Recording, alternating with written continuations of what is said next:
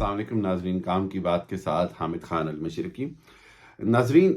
صدر مملکت نے جو ابھی آج خط لکھا ہے وزیر اعظم شہباز شریف کو، یہ ایک حکومت کے لیے ایک طرح سے چارج شیٹ بھی ہے اور آئی اوپنر بھی ہے، آنکھیں بھی کھولنے کے لیے بڑا ضروری ہے۔ اس کے اندر پریزیڈنٹ آف پاکستان صدر عارف علوی نے چند اہم نکات اٹھائے ہیں، جس کے اندر سب سے پہلے 90 دن میں الیکشن کرانے کی حکومت کی ذمہ داری کی طرف اشارہ کیا ہے کہ حکومت اگر یہ الیکشن کمیشن کو کہتی ہے کہ اس کے پاس پیسے نہیں ہیں، تو یہ حکومت کے پاس بہانہ تو ہو سکتا ہے، اس کو حقیقت نہیں سمجھا جا سکتا، اور حکومت کی ذمہ داری ہے کہ وہ ہر صورت پنجاب اور KPK میں الیکشن کرائے۔ اسی طرح صدر مملکت نے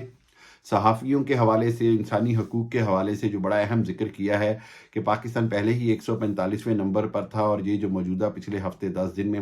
جس طرح کا پولیٹیکل ورکرز پر تشدد کیا گیا، صحافیوں کو اغوا کیا جا رہا ہے یا ان پر مقدمے بنائے جا رہے ہیں، یا اظہر مشوانی کے ساتھ جو ہوا ہے، جن کے ابھی تک ایک طرح سے لاپتہ ہیں کہ ان کے خلاف مقدمہ کیا ہے، ان کو اٹھایا کیوں گیا ہے،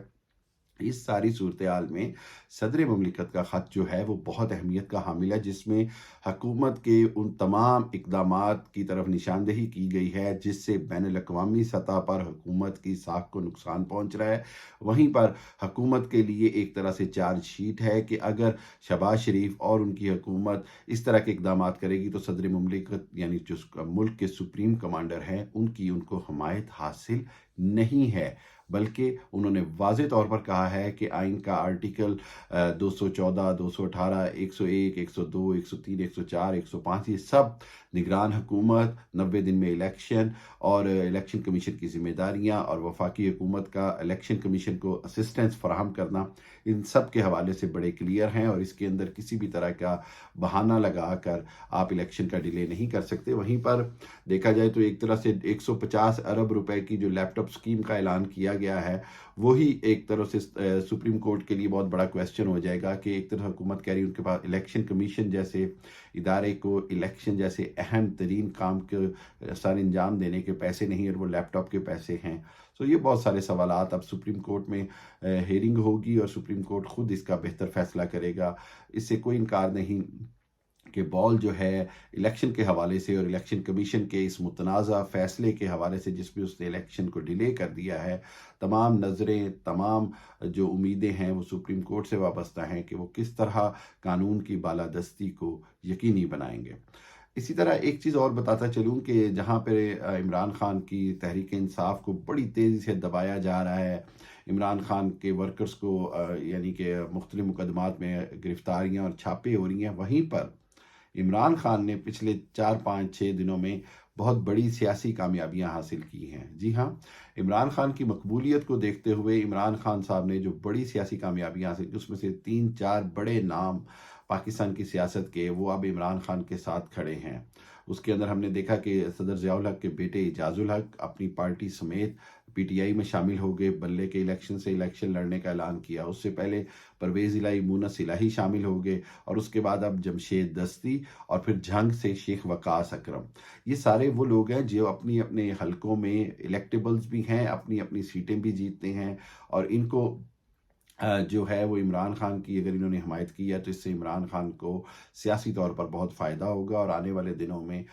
جو دور دراز کے علاقے ہیں، چاہے وہ بہاولپور ہوں، مظفر گڑھ ہوں، شکر گڑھ ہوں، یا گجرات اور دوسرے علاقے، ان سب میں تحریک انصاف کی جہاں مقبولیت بہت زیادہ ہے، وہیں پر اس کو الیکٹیبلز کی سپورٹ کی صورت میں ایک طرح سے حکومت کے لیے مزید پریشانی کا باعث ہو گیا ہے، اور حکومت کو دیکھنا ہوگا کہ تمام طرف سے اس کو ہر طرح سے جو چیلنجز کا سامنا ہے وہ اس سے کیسے نبردست ماں ہوگی۔ آخری چیز جو میں کہنا چاہوں گا وہ یہ ہے کہ ہم نے دیکھا کہ انسانی ہیومن رائٹس کی جو تنظیمیں ہیں وہ بھی اب سوالات کر رہی ہیں کہ کیوں پاکستان میں ماورائے عدالت یا ماورائے قانون ایک دم سے کسی کو اٹھا لیا جاتا ہے، اس کے اوپر FIRs ہو جاتی ہیں، بعد میں الزامات پتہ چلتے ہیں، پھر ہم نے دیکھا کہ کس طرح صدیق جان کو گرفتار کیا گیا، اور اس کے بعد ان کا فوری طور پر 2 دن کے ریمانڈ کے بعد ہی ان کو عدالت نے کیس ختم کر کے رہا کر دیا۔ سو حکومت کے لیے یہ سوچنا پڑے گا کہ کیا نگران حکومت اپنی موجودہ 90 دن سے زیادہ کی لیجیٹیمیسی یعنی قانونیت ثابت کر سکے گی۔ सुप्रीम कोर्ट निगरान हुकूमत के हवाले से क्या फ़ैसला करती है, क्या निगरान हुकूमत को ख़त्म करके तो सूबाई हुकूमतें बहाल की जाएंगी। मेरी इतलात के मुताबिक अगर सूबाई हुकूमतें बहाल की गई तो फिर फौरी तौर पर पंजाब में वफाकी हुकूमत तब्दीली लाने की कोशिश करेगी और परवेज़ इलाही की जगह फौरी तौर पर अदम एतमाद लाकर नून लीग की हुकूमत बनाने की कोशिश की जाएगी, क्योंकि यही नवाज शरीफ साहब की शर्त है कि जी मैं पाकिस्तान तभी आऊँगा जब पंजाब में नून लीग की हुकूमत होगी। मेरी इतलात के मुताबिक यही सूरत हाल जो है वो नवाज शरीफ साहब को भी सूट करती है। तीसरी बात यह है कि अब सुप्रीम कोर्ट और लाहौर हाई कोर्ट दो जगह पर इलेक्शन कमीशन के खिलाफ पिटीशंस भी दायर हो चुकी हैं। इलेक्शन कमीशन के फैसले के खिलाफ कानूनी टीमें भी हरकत में आ गई हैं और सबसे अहम बात यह कि अटॉर्नी जनरल ने जो वफाकी अटॉर्नी जनरल ने इस्तीफ़ा दे दिया है, इससे ये नज़र आ रहा है कि उनको ये यकीन है कि वो वफाकी हुकूमत के बहुत सारे फ़ैसलों का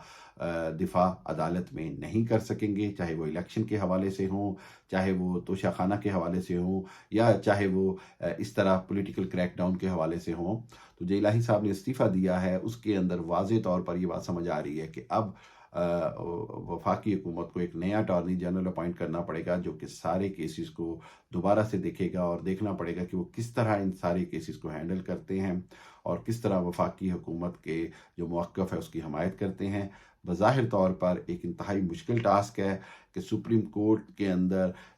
इलेक्शन कमीशन के इस फैसले का दिफा करना, जिसमें उसने इलेक्शन 30 अप्रैल को अपने ही फैसले के ऊपर ख़त्म करते हुए 8 अक्टूबर तक ले गए हैं और उस 8 अक्टूबर तक के फैसले में बहुत सारे वहाम हैं कि हुकूमत कैसे चलेगी, कार्य सरकार कैसे चलेगा। 8 अक्टूबर को क्या गारंटी है कि मुल्क के हालात ठीक होंगे और इस मुल्क में दूध की नहरें बहने लग जाएंगी। 8 अक्टूबर की तारीख देने की क्या वजह है? क्या चीफ जस्टिस उमर अता बंदियाल की रिटायरमेंट का इंतज़ार किया जा रहा है, या जिस तरह सदर मुमलिकत की मुद्दत पूरी होनी है तो क्या इसी असम्बली से वो अगला सदर मुंतखब कराना चाहते हैं। इस हवाले से बहुत सारे आइनी पेचीदगियाँ खड़ी हैं, सवालात खड़े हैं। आइंदा आने वाले दिनों में इनके जवाब ज़रूर मिलेंगे और मेरा ख्याल ये है कि हुकूमत और सुप्रीम कोर्ट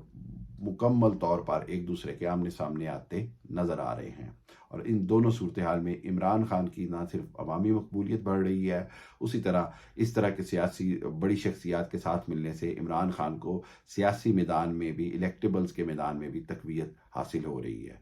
बहुत शुक्रिया। मेरे चैनल को ज़रूर सब्सक्राइब करें और शेयर करें। Thank you. अल्लाह हाफ़िज़।